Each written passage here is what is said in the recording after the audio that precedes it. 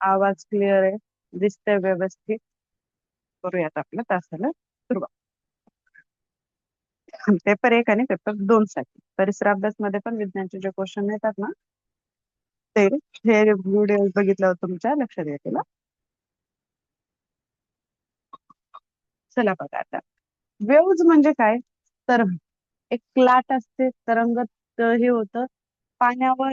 काही वस्तू तरंगताना दिसतात, कधी पाणी तरंगताना दिसतं. यालाच म्हणायचं तरंग. कसं? आता बघा, हा कोणताही पदार्थ असो, कोणताही ऑब्जेक्ट असो, हा ऑब्जेक्ट ज्याच्यामध्ये एनर्जी फ्लो आहे, एनर्जी एनर्जी फ्लो आहे, त्याच्यावर जो तरंग मिळतो, त्याच्यावर जे फ्लो तयार होतो किंवा त्याच्यावर जी लाट तयार होते, त्याला काय म्हणायचं? तरंग. थोडक्यात, ऊर्जा वाहत असल्यामुळे तरंग तयार होतो. ऊर्जा वाहत, जिथे ऊर्जा वाहते ना तिथे तरंग वाहतो, असं लक्षात धरायचं. एखाद्या ठिकाणाहून दुसऱ्या ठिकाणी जाताना तयार होत असलेल्या वेव्स. आता एका ठिकाणाहून दुसऱ्या ठिकाणावर अशा अशा अशा अशा वेव्स, वेव्स, बरोबर आहेत ना? आता आपल्याला कॉमन वेव्स मध्ये ह्याच वेव्स माहिती आहेत. ह्याच वेव्स माहिती आहेत, कॉमन. इन जनरल मध्ये वेव्स म्हणजे की आपल्या डोळ्यापुढं ह्या वेव्स तयार होतात, अशा वेव्स तयार होतात. पण ह्या वेव्सचे वेगवेगळे प्रकार असतात. प्रकार असतात ह्या वेव्सचे. आता ते कोणते प्रकार आणि त्याचे किती प्रकार, ते पाहायचे आहे आपल्याला. तरंग, वेव्स, वेव्स ह्याचे 2 प्रकार आहेत. किती आहे? 2. यांत्रिक तरंग पहिला, यांत्रिक तरंग.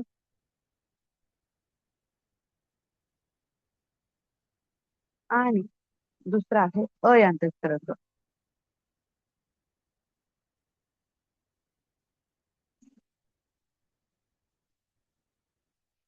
मेकॅनिकल वेव्स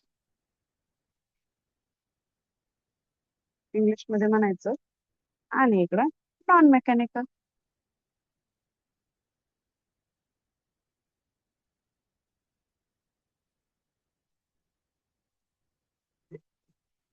आता यांत्रिक तरंग, यांत्रिक तरंग मध्ये काय लागतं? माध्यम लागतं. पण ह्याच्या अगोदर पण माध्यमाचं बघितलं होतं ना, 3 माध्यमाचं बघितलं होतं काल. प्रश्न पण झाला होता एनर्जीस मध्ये. हा, तसं माध्यमाची इथं पण गरज लागते ह्या यांत्रिक. इथं माध्यम नसलं तरी चालते, पण हे अयांत्रिक नॉन मेकॅनिकल वेव्ह आहेत ना, माध्यमातून पण वाहतात. माध्यम नसलं तरी चालतंय ह्यांना, माध्यम नसते, माध्यम नसते. याला माध्यम असते, याला माध्यम नसते. एवढंच आहे.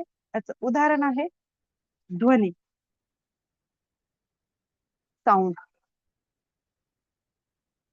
आणि याचं उदाहरण आहे प्रकाश, लाईट.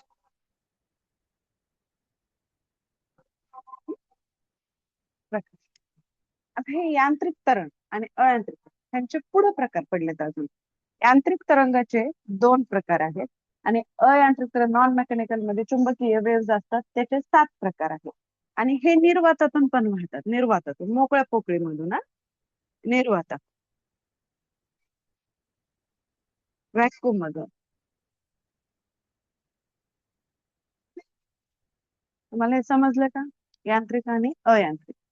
त्याच्यामध्ये फक्त माध्यम असते, माध्यम नसते, एवढंच लक्षात ठेवा. ध्वनी उदाहरण आहे, इकडं प्रकाश आहे.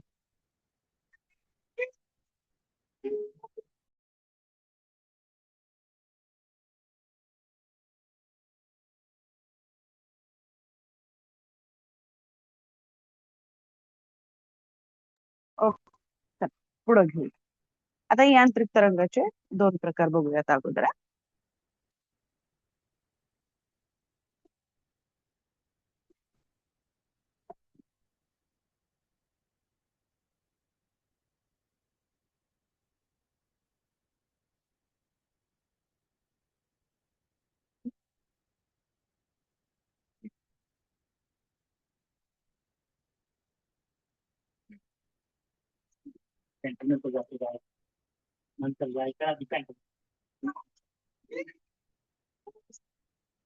अनुतरंग आणि अवतरंग. पहिला प्रकार आहे अनुतरंग. इकडे आहे अवतरंग.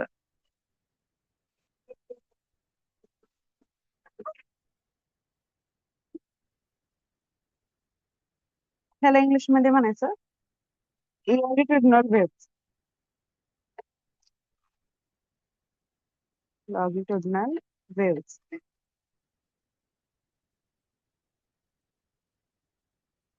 आणि याला ट्रान्सफर वेव्स.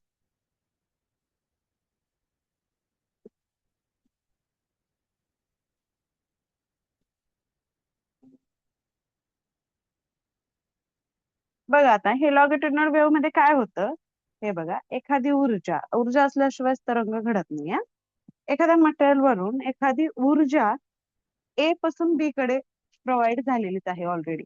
त्याच्यावर वेव्स तयार होण्यासाठी अनुतरंग तयार होण्यासाठी काय होतं की तो पदार्थ असा पुढे जातो अगोदर, परत तो पुढे जाऊन मागे येऊन तिथेच थांबतो, पुन्हा दुसरा पुढे जातो, पुन्हा परत येऊन मागे होतो. असंच कंटिन्युअसली कंटिन्युअसली कंटिन्युअसली चालत राहतं, कंटिन्युअसली चालत राहते यांचं. पुढे जातात, मूळची जागा हे काय करतात, सोडत नाही. मूळ जागा सोडत नाही. मूळ जागा सोडत नाही. कशामुळे सोडत नाहीत, का तर ते कंपन पावतात. कंपन पावतात आणि जागेपासून पुढे जाण्यास जात नाहीत, ते अजिबात जात नाही. जागा पुढे सोडायचं त्यांना हेच होत नाही. त्याच्यामुळे हे एकमेकांशी पॅरेलल पण आहे, पॅरेलल.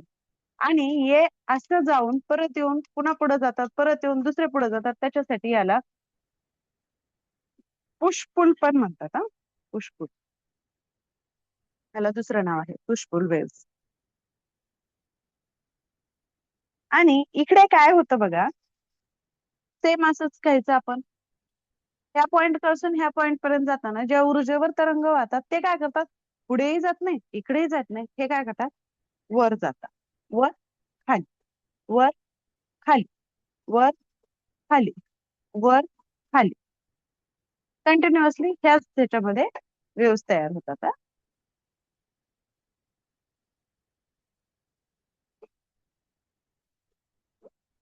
त्याच्यामध्ये अशा वेव्स तयार होतात. हे मूळ जागेपासून अप डाऊन करतात, अप डाऊन, वर खाली, वर खाली. याच्यामुळे याला काय म्हणतात, अप डाऊन. आणि हा प्रत्येकाच्या इथं काय होतंय, काटकोन तयार होतात. म्हणून हे काय आहेत, मग परपेंडिक्युलर वेव्स आहेत.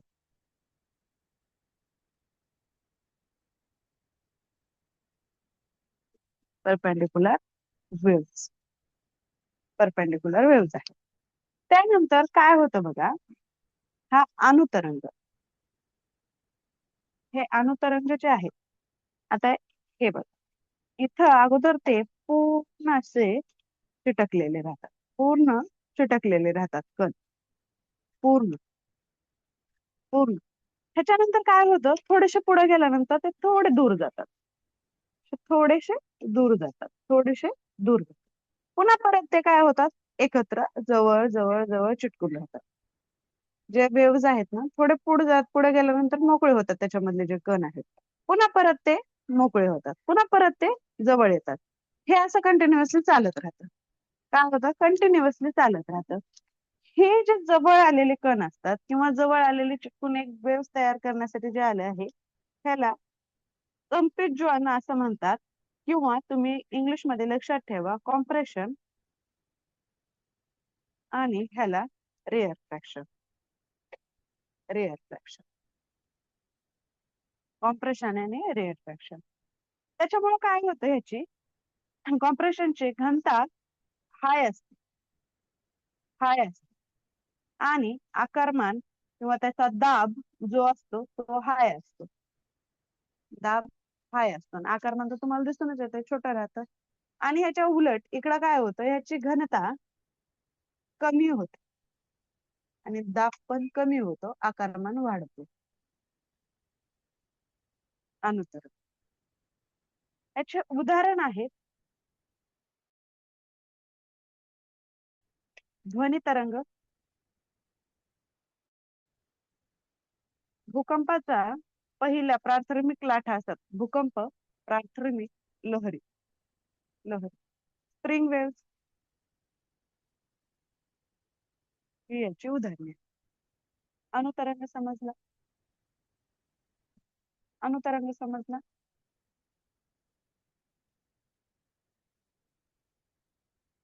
सांग.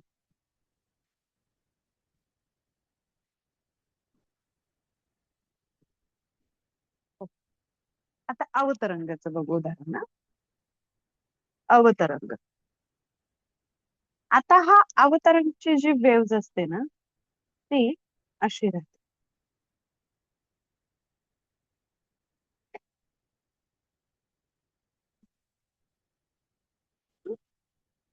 अशी. ह्याला शिखर, क्रेस्ट, आणि ह्याला थ्रो, द्रोणी पण म्हणतात ह्याला, द्रोणी पण हा.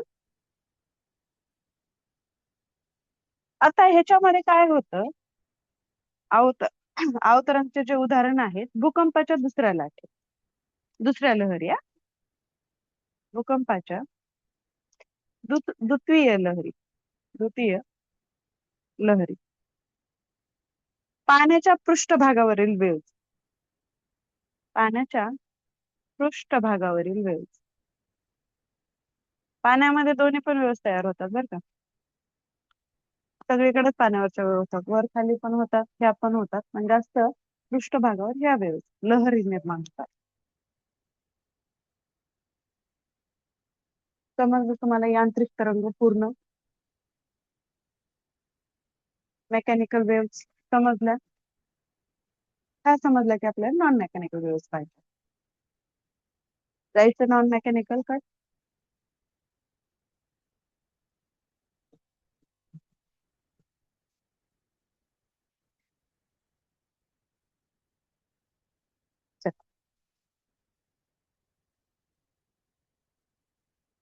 ओके. चला रोहिणी मॅडम जाऊया.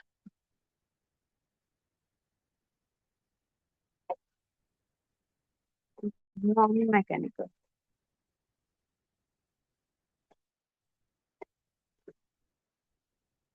अयांत्रिक तरंग.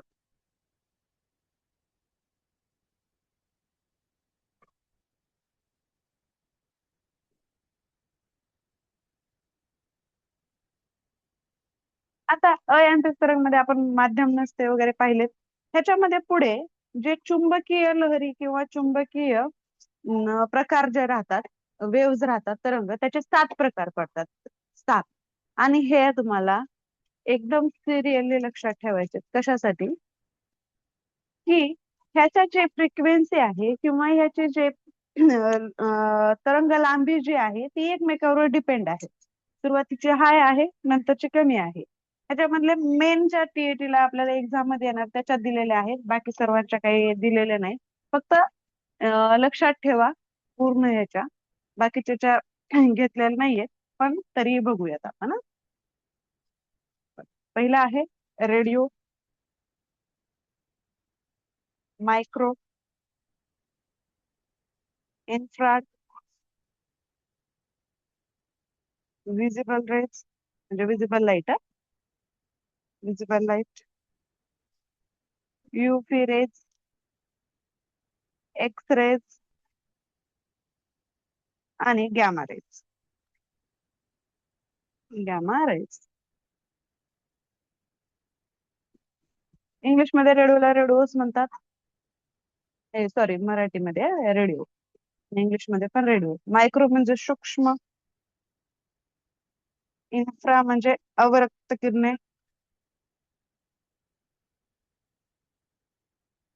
विजिबल म्हणजे दृश्य लाईट, दृश्य प्रकाश, आणि अल्ट्रा रेज मग अतिनील.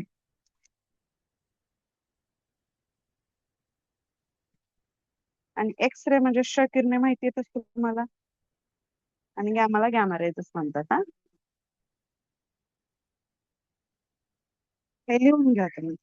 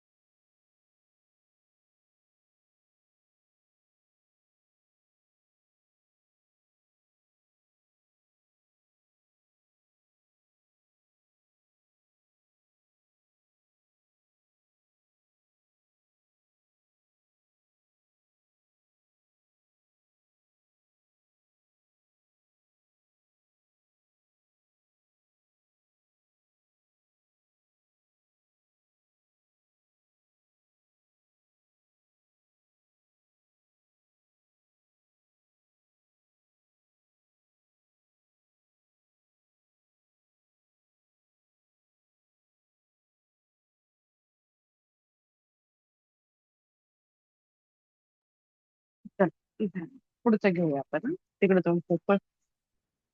बघा आता हा रेडिओ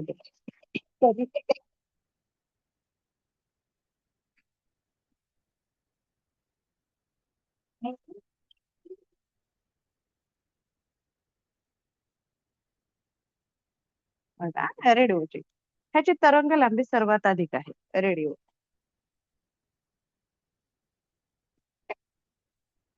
तरंग लांबी सर्वाधिक.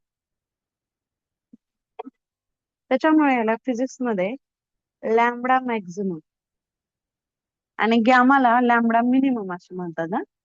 गॅमा आणि गॅमाची जी आहे रेडिओ तरंग लांबी सर्वात कमी आहे. आणि ज्याची सर्वात जास्त तरंग लांबी असते ना त्याची वारंवारता कमी राहते. तरंग लांबी जास्त तर वारंवारता फ्रिक्वेन्सी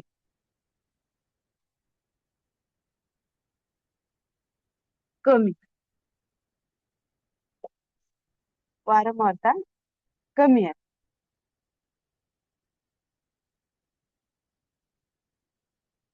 आणि ह्याचा उपयोग बघा. उपयोग रडार. रडार मध्ये होतो. रडार म्हणजे रेडिओ डिटेक्शन अँड रेंज. ह्याचा उपयोग इथे होतो. ह्याच्यावर सर्वात जास्त तरंग लांबी कशाची आहे हा विचारलं जाऊ शकतं. तरंग लांबी विचारली जाऊ शकते.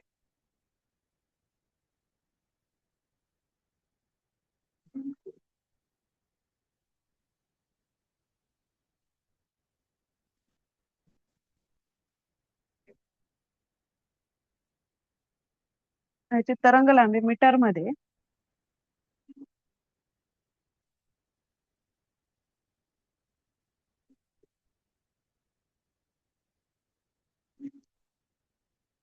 10⁻⁻पहिला मीटर ते 10⁻⁵ मीटर किंवा त्याच्यापेक्षाही अधिक असू शकते.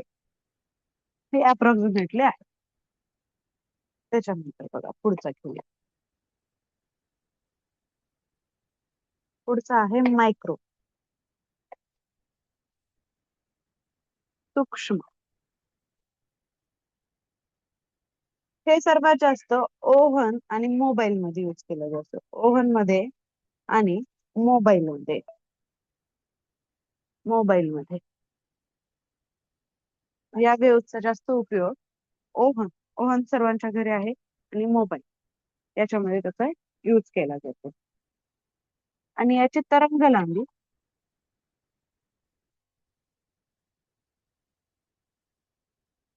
10⁻³ मीटर ते 10⁻⁻1 मीटर आहे. सर्वांचेच देते. पण गरजेचं आहे पहिला आणि नंतर विजिबल रेस त्यानंतर गॅमा रेस ह्या तीनच तुम्हाला परीक्षेत जास्त करून विचारलं जातं.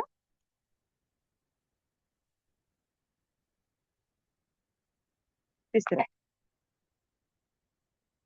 इन्फ्रारेड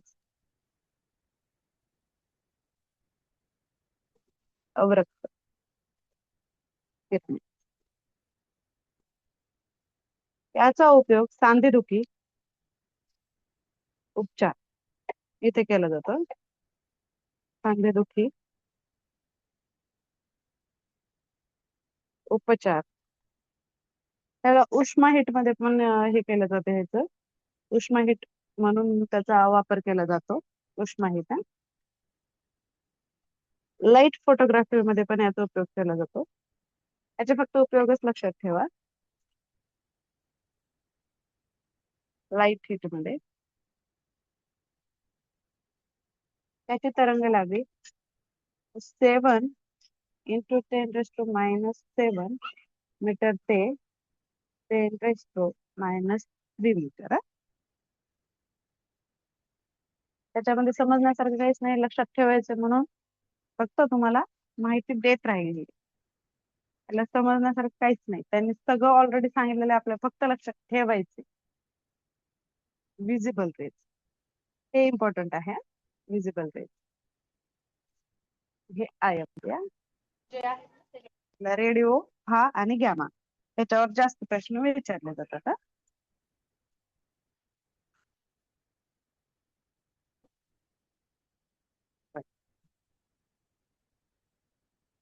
ही एकच अशी आहे दृश्य, जे की आपल्याला दिसते. दृश्य प्रकाश आहे, दृश्य प्रकाश, लाईट, रेज नाही, लाईट, दृश्य प्रकाश पांढरा. आणि याची तरंग लांबी मीटर मध्ये तर लक्षातच ठेवा, पण जास्त करून ह्याला नॅनोमीटर मध्ये विचारलं जातं. नॅनोमीटर मध्ये 400 नॅनोमीटर हे 700 नॅनोमीटर, 700 नॅनोमीटर.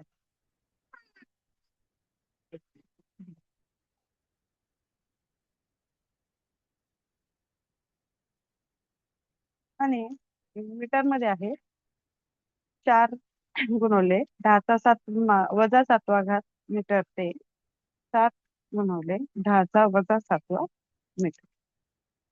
हा इम्पॉर्टंट आहे, ह्याचा हा प्रश्न विचारण्याची शक्यता असते. पुढचा 5वा.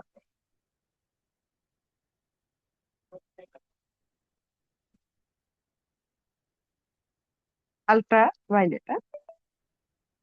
आता ह्या रेज जे आहे अल्ट्राव्हायलेट, ह्याच्यापेक्षा अगोदर ह्याचे दुष्परिणाम आणि वापर.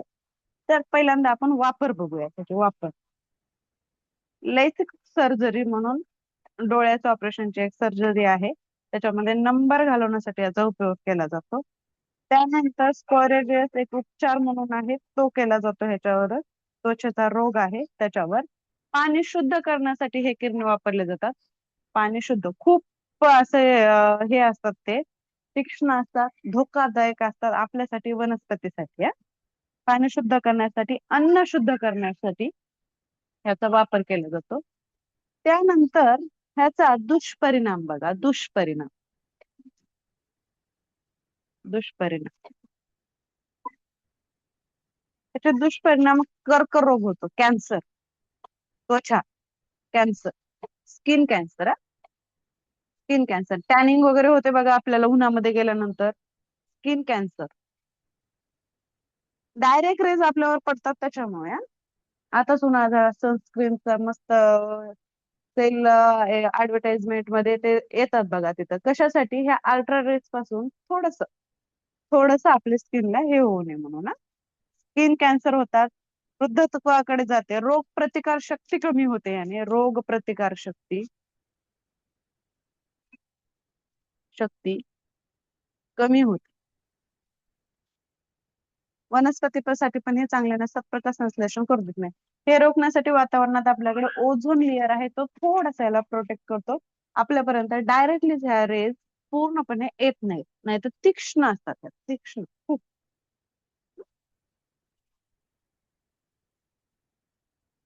त्याच्यानंतर एक्सरे बघा, हा तर तुम्हाला माहितीच आहे. एक्सरे सर्वांना याची माहिती आहेच ऑलरेडी. कशासाठी, आता ह्याचं फक्त सायंटिस्ट लक्षात ठेवा, विलियम रेडेझेन, सॉरी रोयझेन, हे सायंटिस्ट आहेत. त्याचे बोन फ्रॅक्चर साठी ह्याचा उपयोग केला जातो, बोन फ्रॅक्चर. त्याच्यानंतर हा कॅन्सरची गाठ शोधण्यासाठी, कॅन्सरची गाठ शोधण्यासाठी सिटी स्कॅन पण केला जातो. सिटी स्कॅन पण ह्याचाच प्रकार आहे, पॉवरफुल एक्सरेज असतात त्याच्यामध्ये, सिटी स्कॅन. ओके.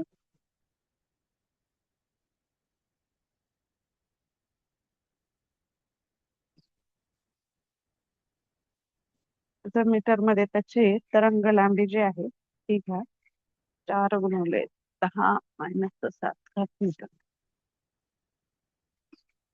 आता शेवटचा प्रकार आहे gamma rays. Gamma rays, gamma हे सर्वांसाठी धोकादायक आहे, सर्वांसाठी धोकादायक. वनस्पतीसाठी आणि आपल्यासाठी. त्याच्यामुळे ह्याला फिजिक्स मध्ये लॅम्बडा मिनिमम असं पण हे केलं जातं. ह्याची सगळ्यात कमी सगळ्यात कमी तरंग लांबी आहे. हा पण इम्पॉर्टंट आहे. तरंग लांबी आहे सगळ्यात कमी आहे. त्याच्यामुळे ह्याची वारंवारता पण कमी आहे. वारंवारता कमी आहे. त्याच्यामध्ये भेदन क्षमता उच्च असते. उच्च. त्यानंतर याच्यामध्ये कोबाल्ट 60 चा वापर केला जातो. हा महत्वाचा त्याचा स्रोत आहे. आणि ह्याचा वापर अन्नाचे निर्जंतुकीकरण करण्यासाठी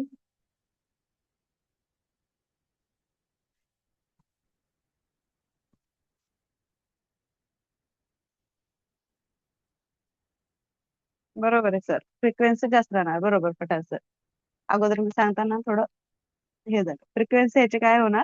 जास्त राहणार.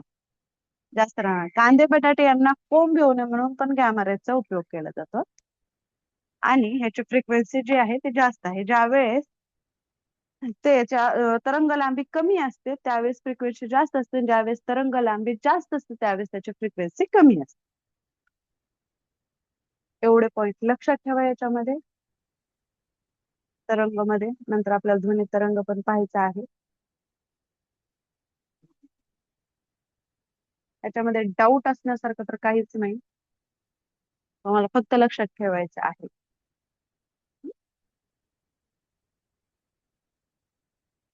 तरी पण कोणाला कोणतं जर समजलं नसेल तर सांग. समजलंय का? एकदा कमेंट्स करा.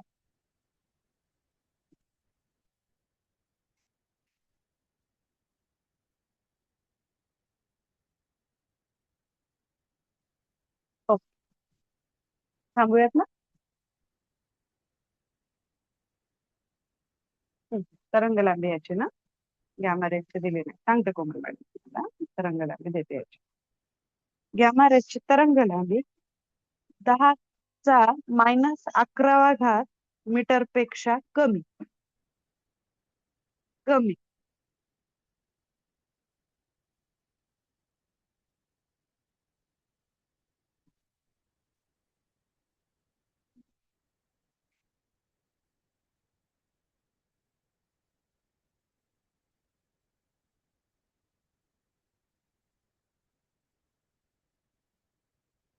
आता ह्याच्या काही ना आपण नॅनोमीटर्स मध्ये पण घेऊया का. नॅनोमीटर्स मध्ये म्हणजे तुम्हाला अजून असं नको की हे दिलं नाही त्याच्यामुळं हा प्रश्न राहिला तो प्रश्न राहिला. आता आपण चार्ट बनवल्यासारखं करूया. रेडिओ तर वेव्स टाकत नाही. रेडिओ मायक्रो हो हो. बघा सर आता आपण बघूया.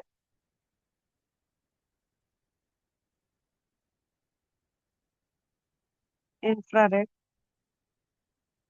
चौथा विजिबल लाईट.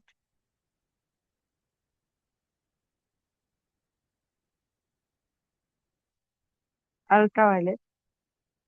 X ray. आणि नंतर आहे आपल्याकडे गॅमा.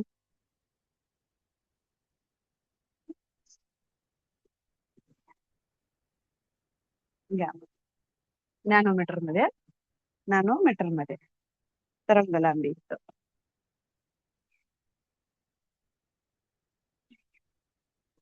रेडिओची 10⁸ नॅनोमीटर पेक्षा जास्त.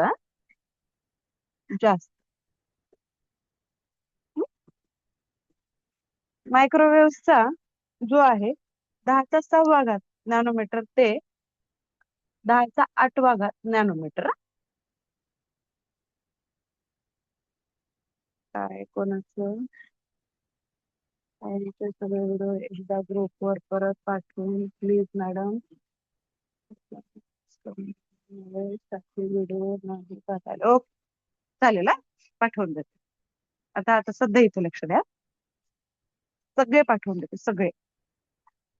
इन्फ्रारेडचं तर घेतलेच आपण 700 नॅनोमीटर ते 10 आता बाकीचं तुम्ही काढत पण बसू शकले असतात, पण आपण घेऊया 400 नॅनोमीटर ते. आता फक्त इथं लक्ष द्या, सगळे मी तुम्हाला पाठवून देते हा. नक्की पाठवून देते लगेच, क्लास झाला अगोदर तुम्हाला प्लेलिस्ट पाठवून देते.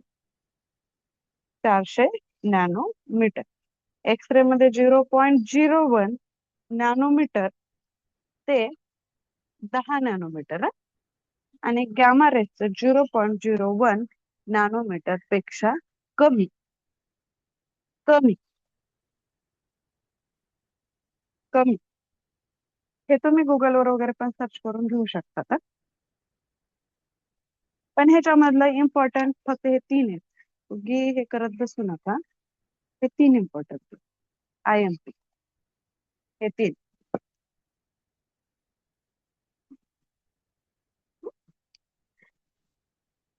रेकॉर्डिंग स्टॉप करूयात. आता सांगा काय प्लेलिस्ट पाठवायच्या, काय करायचंय.